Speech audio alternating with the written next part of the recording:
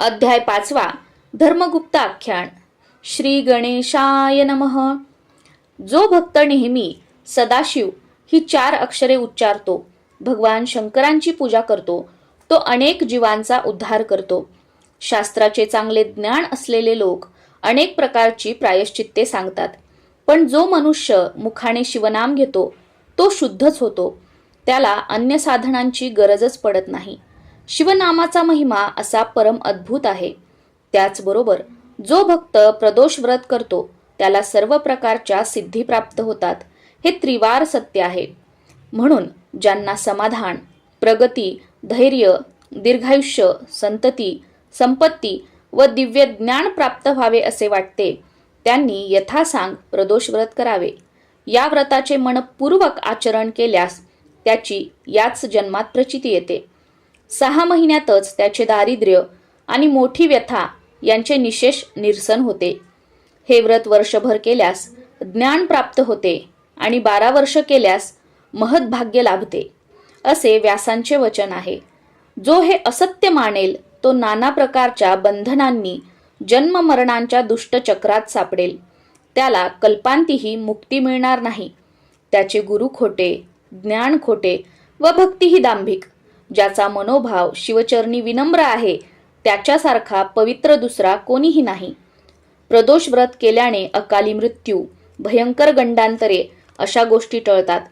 या व्रताविषयीची एक प्राचीन कथा सुतांनी शौनकादिकांना सांगितली. ती अशी आहे. सत्यरथांची कथा. सत्यरथ हे विदर्भ देशाचे भूपती. ते अत्यंत तेजस्वी, पराक्रमी, सर्व धर्मांचा सन्मान करणारे व लोकप्रिय होते. त्यांनी अनेक वर्ष राज्य केले, पण शिवभक्ती केली नाही. त्यांचे वाढते यश व ऐश्वर अनेक राजांना सहन होत नव्हते. म्हणून शाल्य देशाच्या राजाने पृथ्वीवरील अन्य राजांशी हातमिळवणी करून विदर्भावर एकदम आक्रमण केले. सत्यरथांनीही त्यांच्याशी निकराचा लढा दिला. 7 दिवस चाललेल्या त्या तुंबळ युद्धात सत्यरथांचे त्यांना परास्त करण्याचे सर्व प्रयत्न थिटे पडले. त्यांना रणांगणात वीरमरण आले. विजयाच्या उन्मादात शत्रूंनी राजधानीत प्रवेश करून भयंकर अत्याचार व लुटालूट केली. ही वार्ता सत्यरथांच्या पत्नींना इंदुमतींना कळताच त्यांच्यावर दुःखाचा डोंगरच कोसळला. त्यावेळी त्या गरोदर होत्या. 9 मास पूर्ण झाले होते. आपण इथे राहिलो तर काय विटंबना होईल या कल्पनेने त्या शहारल्या. आपले व बाळाचे प्राण वाचवण्यासाठी त्या गुप्त मार्गाने नगर सोडून अरण्यात शिरल्या. अनर्थ ओढवू नये म्हणून त्या एकसारख्या पुढे पुढे धावत होत्या. धावताना त्यांना सारखी धाप लागत होती. पायात काटे रुतत होते. त्या कितीतरी वेळा मूर्छित होऊन पडल्या, पण सावध होताच शत्रूच्या भयाने अंगात त्राण नसूनही धावत राहिल्या. त्या अतिशय सुंदर होत्या. मदनांनाही मोहित करेल असे त्यांचे लावण्य होते.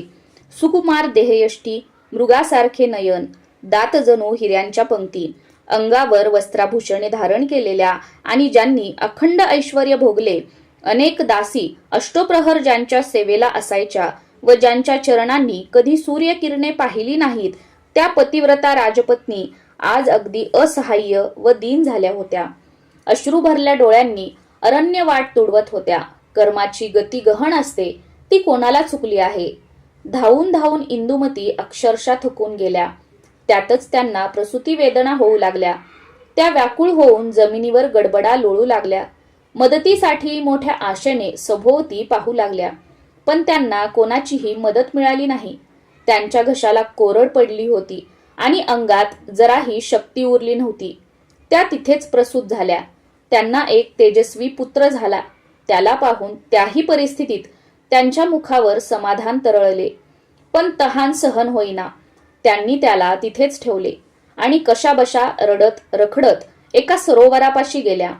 पाण्यात प्रवेश करताच त्यांना थोडे बरे वाटले, पण तिथेही दुर्दैव आडवे आले. त्यांनी ओंजळीत पाणी घेताच एका मगरीने त्यांच्यावर झडप घातली आणि पाण्यात ओढत नेऊन त्यांना खाऊन टाकले.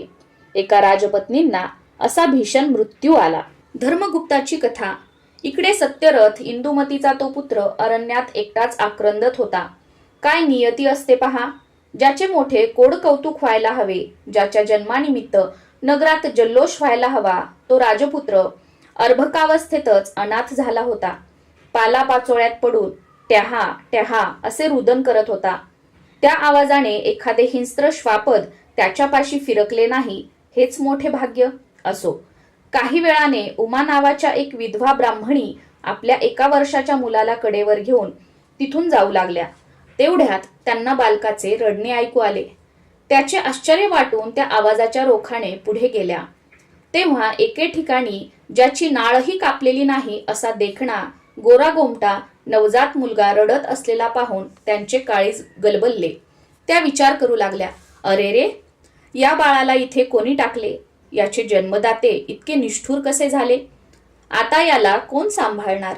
याच्या बाबतीत चौकशी करावी तर आसपास कोणीही दिसत नाही. काय करावे? हा कोण? कोणाचा? याची जात कोणती? काहीच कळत नाही. तसेच वाघ लांडगे खातील म्हणून याला इथेच टाकून जायलाही जीव धजावत नाही आणि याची अवस्थाही बघवत नाही. ते काही नाही, आपण याला न्यायचे आणि याचे पालनपोषण करायचे. देव मोठा आहे, तो आपल्याला सांभाळेल. पण मी याला इथेच टाकून गेले तर तो आपल्याला कधीच क्षमा करणार नाही. त्यांनी आपल्या मुलाकडे पाहिले, मग त्या तान्ह्या बाळाकडे पाहिले. त्यावेळी मातृसुलभ वात्सल्याने त्यांचे हृदय भरून आले. डोळ्यात पाणी तरळले. त्यांनी त्या बाळाला उचलले आणि त्याला प्रेमाने स्तनपान करवू लागल्या. पुन्हा एकदा त्यांच्या मनात संभ्रम निर्माण झाला. काय करावे? या बाळाला न्यावे की नेऊ नये? याची आई वाट चुकली असेल व ती परतून आली तर बाळ नाही असे पाहून तिला किती दुःख होईल. त्या संभ्रमामुळे त्यांचा निश्चय होईना. तेव्हा भगवान शंकर साधूंचे रूप घेऊन त्यांच्यापाशी आले व म्हणाले, हे ब्राह्मणी, या बाळाला तुम्ही घेऊन जा. याचे नीट संगोपन करा. हा क्षत्रिय राजपुत्र मोठ्या भाग्याने तुम्हाला सापडलेला आहे. पण या गोष्टीची कुठेही वाच्यता करू नका. तुमच्या मुलासारखाच याचाही प्रतिपाळ करा. गरीबाला आकस्मित गुप्तधन सापडावे तशीच ही घटना आहे. तुमची पूर्वपुण्याई थोर म्हणूनच हा मूल्यवान ठेवा तुम्हाला लाभला आहे. त्यानंतर भगवान शंकर अंतर्धान पावले. त्या मार्गदर्शनाने उमा ब्राह्मणींच्या मनातील शंकेचे पूर्ण समाधान झाले होते. दोन्ही मुलांना बरोबर घेऊन त्या पुढील मार्गक्रमण करू लागल्या. शुचिव्रत हे त्यांच्या मुलाचे नाव. त्यांनी राजपुत्राचे नाव धर्मगुप्त ठेवले. या दोन्ही मुलांना कडेवर व खांद्यावर घेऊन त्या घरोघरी भिक्षा मागत असत आणि कोणी विचारणा केल्यास हे दोघे माझेच पुत्र आहेत असे सांगत असत. अशा प्रकारे हिंडता हिंडता काही काळाने त्या एकचक्रा नगरीत गेल्या. तिथे भिक्षा मागत फिरत असताना त्यांनी एक शिवालय पाहिले. तिथे अनेक ब्राह्मण जमले होते. गाभाऱ्यात ऋषीश्रेष्ठ शांडिल्य भगवान शंकरांची विधियुक्त पूजा करत होते. उमा दोन्ही मुलांना घेऊन त्या मंदिरात प्रवेशल्या आणि एका जागी बसून शिवजींची पूजा पाहू लागल्या. तेव्हा त्यांना त्यांच्या मुलांना पाहून शांडिल्य म्हणाले, कर्मगती कशी गहन असते पहा. हा एक राजपुत्र आहे, पण आज हीनदीन होऊन नशिबात लिहिलेले भोग भोगत आहे. या गरीब ब्राह्मणीच्या सहवासात हाल अपेष्टा सोसत वाढतो आहे. ते ऐकताच त्यांनी शांडिल्यांचे पाय धरले व त्यांना विनंती केली. म्हणाल्या, महाराज, आपण त्रिकालज्ञानी आहात, समर्थ आणि भूतभविष्य जाणणारे आहात, म्हणून माझ्यावर कृपा करून या माझ्या धाकट्या मुलाबद्दल काही सांगा. हा कोण आहे? याचे मातापिता कोण आहेत? ते जिवंत आहेत की नाहीत? सर्व काही सांगा. तेव्हा त्यांची जिज्ञासा जाणून शांडिल्य म्हणाले, हे ब्राह्मणी, हा तुमचा धाकटा मुलगा विदर्भ देशाचे भूपती सत्यरथ यांचा पुत्र आहे.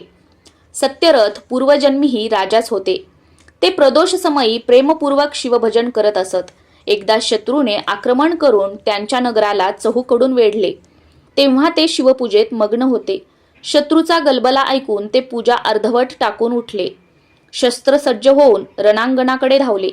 तेवढ्यात त्यांचे प्रधानजी येताना दिसले. त्यांनी शत्रुराजाचा पराभव करून त्याला धरून आणले होते. सत्यरथांनी त्याचा शिरच्छेद करण्याची आज्ञा दिली. या विजयाच्या उन्मादात आपले शिवपूजन अर्धवट राहिले आहे याचेही त्यांना भान राहिले नाही. त्यांनी तसेच भोजन केले. या दोषामुळे या जन्मात ते अल्पायुषी होऊन शत्रूकडून मारले गेले. म्हणून शिवपूजन अर्धवट सोडू नये. याच्या मातोश्रींनी इंदुमतींनी पूर्वजन्मी आपल्या सवतीचा वध केला होता. त्या सवतीने या जन्मी मगरीच्या रूपाने त्यांचा जीव घेतला. अर्थात स्वतःच्या स्वार्थासाठी दुष्टबुद्धीने जे जे कर्म करावे ते सर्व कालांतराने दुःखरूपाने भोगावेच लागते. या धर्मगुप्ताबद्दल काय सांगावे? याने गेल्या जन्मी कोणतेही शिवव्रत केले नाही, म्हणून या जन्मी राजपुत्र असूनही हा लहानपणीच अनाथ पोरका झाला. अरण्यात एकाकी पडला व याला माता पित्यांचे सौख्य लाभले नाही. भगवान शंकर म्हणजे देवाधिदेव, अत्यंत कृपाळू विश्वनाथ. त्यांची मनपूर्वक सेवा भक्ती करणाऱ्याला कसलीही कमतरता पडत नाही. म्हणून प्रदोष काळी एकाग्र चित्ताने शिवपूजन करावे. ते पूजन अर्धवट टाकून केव्हाही उठू नये. प्रदोष काळी भवानींना प्रतिष्ठित करून कैलासनाथ त्यांच्या पुढे नृत्य करतात. त्यावेळी सरस्वती वीणा वाजवतात, देवराज इंद्र वेणू वाजवतात, ब्रह्मदेव ताल धरतात, लक्ष्मी देवी सुस्वर गायन करतात, तर भगवान विष्णू मृदंग वाजवून शिवजींच्या नृत्य गतीला साथ देतात. कुबेर हे शिवजींचे प्राणप्रिय मित्र. ते हात जोडून समोर उभे राहतात. यक्ष, गंधर्व, किन्नर, सूर आणि असुरही विनम्रतेने सन्मुख उभे असतात. प्रदोष काळचा महिमा असा अगम्य आणि अनाकलनीय आहे, तो वेदशास्त्रांनाही कळत नाही. शांडिल्याचे बोलणे पूर्ण होताच उमांनी विचारले, ऋषीवर्य, हा माझा मोठा मुलगा शुचिव्रत, याला या जन्मी दारिद्र्य का आहे? ते म्हणाले, ब्राह्मणी, या तुमच्या मुलाने पूर्वजन्मी लोकांकडून दुष्टपणाने दाने उकळली आहेत. याने स्वतः कधीही दानधर्म केला नाही, शिवपूजन केले नाही, म्हणून या जन्मी दारिद्र्य भोगत आहे. दूषित परान्न सेवनाने वाणीमध्ये, दूषित दानाने हातांमध्ये व परस्त्रीची अभिलाषा धरल्याने डोळ्यांमध्ये दोष निर्माण होतात. तेव्हा उमांनी आपल्या मुलाला व राजपुत्राला शांडिल्याच्या चरणांवर घातले व म्हणाल्या, महाराज, यांच्यावर कृपा करा. ती विनंती मान्य करून त्यांनी त्या दोघांना नमः शिवाय या मंत्राचा उपदेश केला व पक्षप्रदोष, शनिप्रदोष यांचे महात्म्य समजावून सांगितले. ते म्हणाले, पक्षप्रदोष व्रत करणाऱ्याने त्रयोदशीस निराहार राहावे, सत्कार्य करावे. सूर्यास्तानंतर 3 घटिका झाल्यावर भक्तिभावाने प्रदोष पूजेला आरंभ करावा. गोमयाने भूमी सारवून तिथे मंडप उभारावा. त्याला केळीचे खांब, ऊस, पताका, रांगोळ्या व झालरी यांनी सुशोभित करावे. स्वतः शुभ्र वस्त्र नेसावे. भाळी पांढरे गंध लावावे. सुगंधी पुष्पे धारण करावीत. मग शिवलिंगाची स्थापना करून त्याची विधियुक्त पूजा करावी. प्रथम आचमन व प्राणायामादी प्रारंभिक विधी करावेत. मृतकांसह अंतर्न्यास व बाह्यन्यास करावेत. डावीकडे विष्णूंची आणि उजवीकडे अग्निदेवांची पूजा करावी. वीरभद्र, गणपती, अष्टमहासिद्धी, अष्टभैरव, अष्टदिक्पाल व सप्तावरण पूजा करावी. आधी शिवजींचे ध्यान करावे. मग यथाक्रम सर्व राजोपचार अर्पण करून त्यांची मनोभावे पूजा करावी. त्यांचे स्तवन करावे. म्हणावे, हे गौरीनाथा, हे उमारमणा, तुमचा जय जयकार असो. तुम्ही अत्यंत निर्मळ आहात, सोज्वळ आहात, कोटी चंद्राप्रमाणे शीतल आहात, सच्चित आनंद स्वरूप आणि सर्वार्थाने परिपूर्ण व सनातन ब्रह्म आहात. मी तुम्हाला नमस्कार करतो. तुम्ही माझ्यावर कृपादृष्टी ठेवा.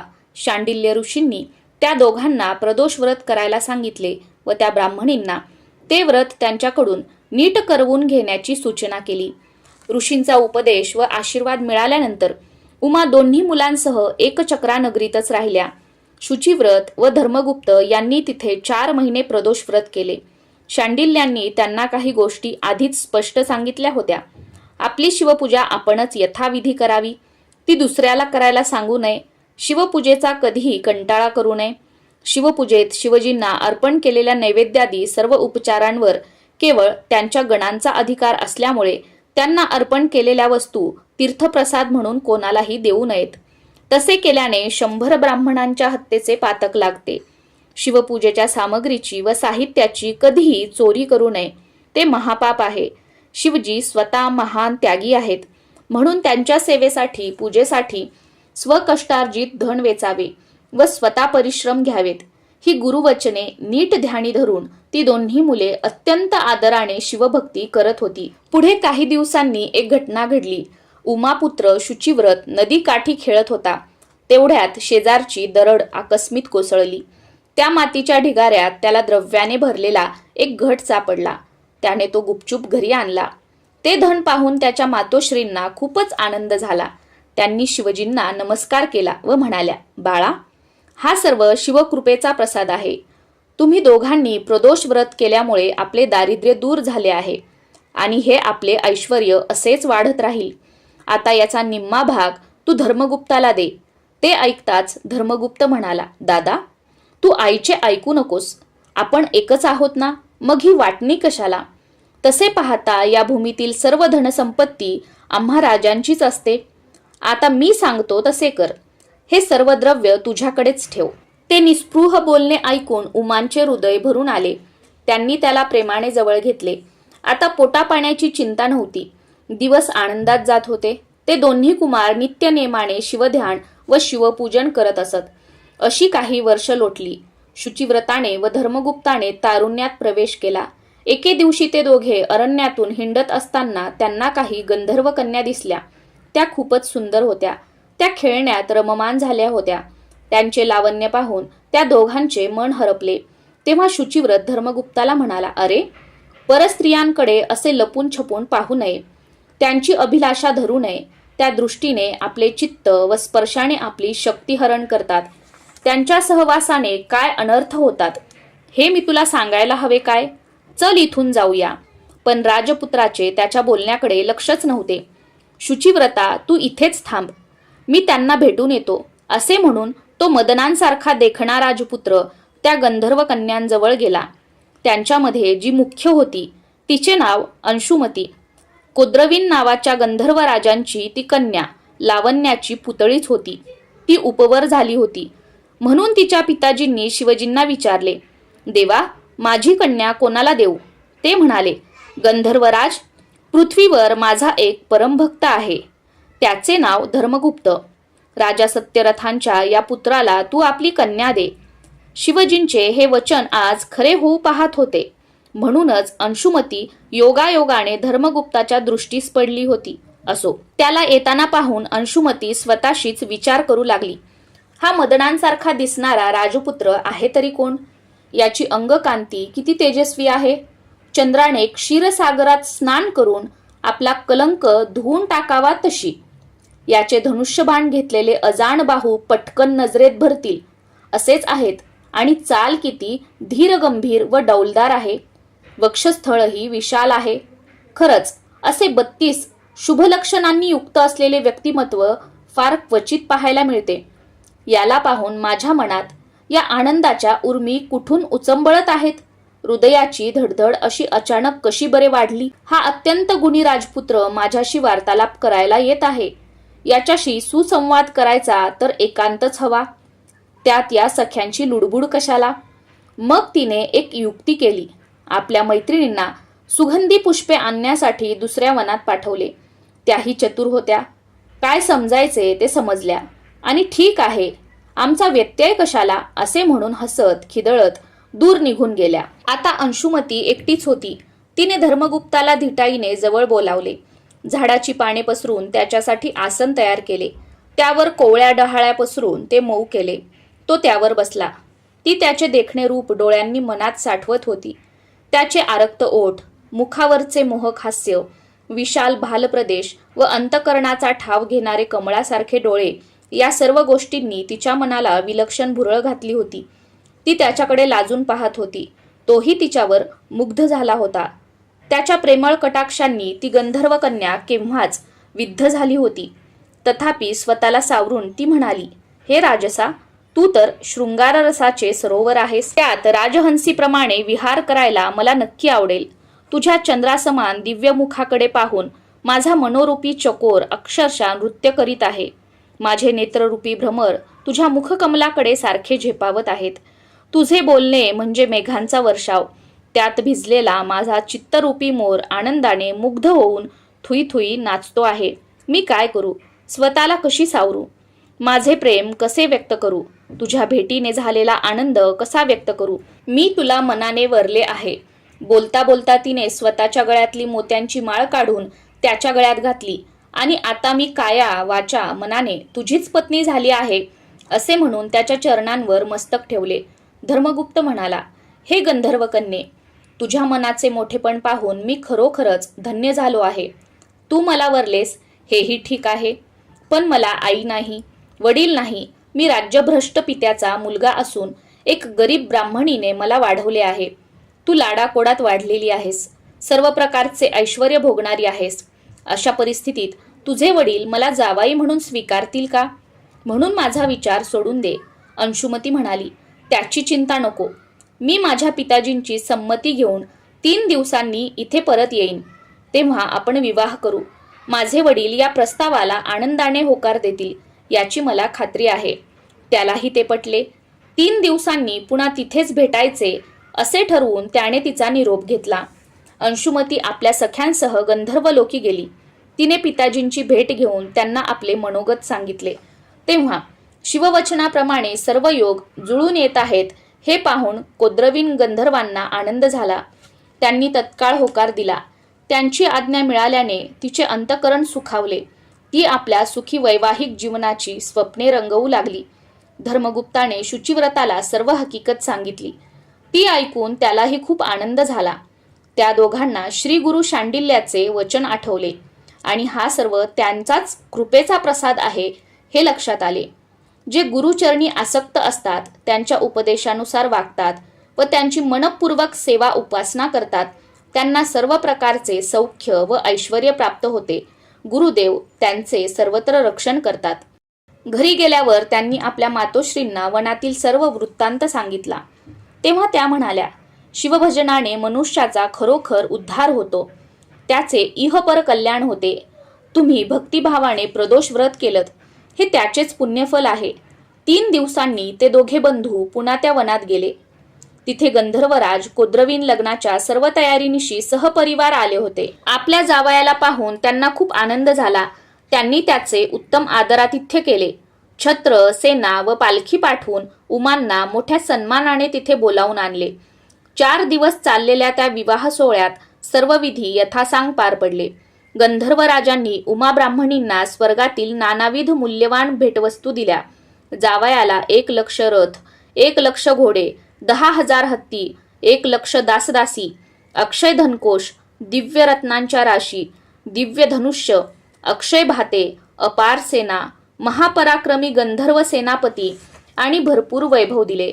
अंशुमती दिव्य रथात बसून पतीसह सासरी आली. गंधर्वराज आपल्या लोकी परत गेले. पुढे काही दिवसांनी धर्मगुप्ताने चतुरंग सेनेसह विदर्भावर स्वारी करून राजधानीला वेढा घातला. नगर दुर्गावरून तोफांचा भडीमार होऊ लागला, पण गंधर्वाचे बळ अफाट होते. त्यांनी शत्रूचा बिमोड करून त्यांच्या ताब्यात गेलेले ते राज्य परत जिंकून घेतले. दुर्मर्शाने सत्यरथांचा वध केला होता. धर्मगुप्ताने त्याला जिवंत पकडून आपल्या ताब्यात घेतला. या विजयाने त्याची सर्वत्र कीर्ती झाली.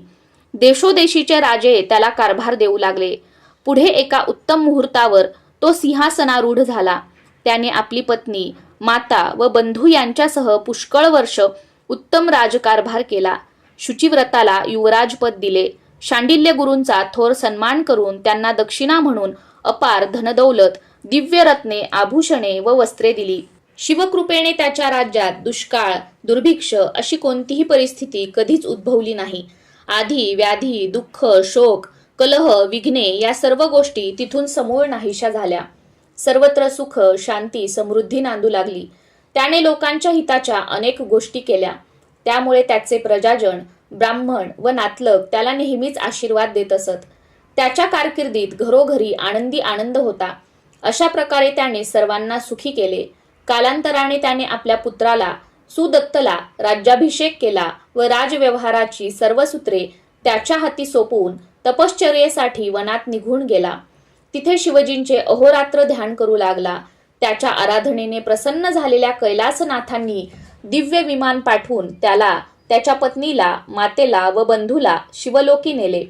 त्यांनी भगवान शंकरांचे दर्शन घेऊन त्यांना साष्टांग वंदन केले. त्यांचे मनोभावे स्तवन केले. तेव्हा त्या पतित पावन शंभू महादेवांनी त्या सर्वांवर कृपा करून त्यांची अक्षयपदी स्थापना केली. सूत म्हणाले, श्रोते हो, जे धर्मगुप्ताचे हे आख्यान श्रवण करतील, सद्भावाने पठण करतील, लिहितील, याचे रक्षण करतील आणि याला अनुमोदन देतील, त्यांची सर्व पातके नष्ट होतील. त्यांना सर्वत्र विजय व यश मिळेल. त्यांचे कर्ज फिटेल. त्यांच्या घरात धनधान्याची वृद्धी होईल.